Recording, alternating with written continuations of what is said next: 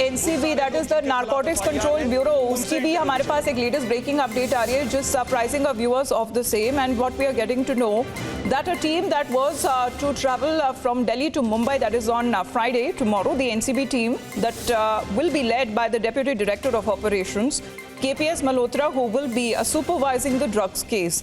Officials from both Delhi and the Mumbai unit of the NCB will be carrying out the investigation, and the NCB will be issuing summons to all of those people who are related to the case.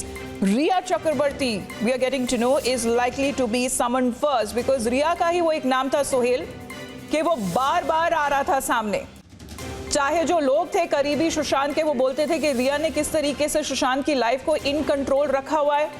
And when it comes to the other people who were present in the house, they know that how Riya was playing a very crucial and an important role of whatever Sushant was doing. And it seems in those conversations, कल talent manager से भी पूछताछ जारी रही थी, जया शाह, जो उनके साथ 4 घंटे के ऊपर तक पूछताछ चली Sohail, and it now seems that the NCB team will be summoning Riya Chakrabarti first up as they land in Mumbai. मुझे लगता है ये उन खुलासों में एक और बड़ा खुलासा था, क्योंकि रिया से ईडी पूछताछ कर चुकी है, मुंबई पुलिस ने पूछताछ की है, और एनसीबी अगर पूछताछ करती है रिया को, एक और नया एंगल जो एक बड़े नेक्सस की तरफ इशारा कर रहा है, एक ड्रग नेक्सस जो कानूनन अवैध है, जिसके खिलाफ सख्त कार्रवाई हो सकती है।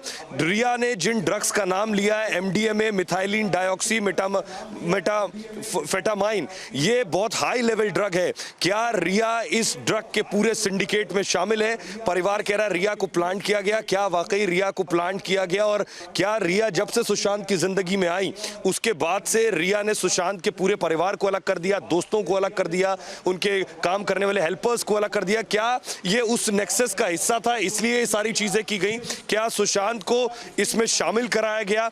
उसके बाद जब सुशांत कुछ ऐसा खुलासा करने जा रहे थे, उस वक्त रिया ने घर छोड़ा, और क्या उसके बाद सुशांत की हत्या कराई गई? ये सारी चीजों की जांच होगी, लेकिन उससे बड़ी चीज जो बात आप बता रही हैं कि डिप्टी डायरेक्टर ऑपरेशंस इसकी जांच करेंगे, और हो सकता है दिल्ली से मुंबई टीम आए, सबसे पहले रिया को समन करेगी और रिया से सवाल जवाब किए जाएंगे कि क्या हो सकता है रिया का ब्लड सैंपल लिया जाए, उनका टेस्ट किया जाए, क्या वो खुद भी ड्रग लेती हैं, या फिर वो ड्रग पेडलर की तरह काम कर रही थी, या वो उस रैकेट का एक बड़ा सरगना थी, या किसी के जरिए वो दरअसल इस इंडस्ट्री में जो कल कहा गया कि क्रिमिनल गैंग का हिस्सा है। जेडीयू के नेता संजय सिंह ने कहा कि रिया एक क्रिमिनल गैंग का हिस्सा है।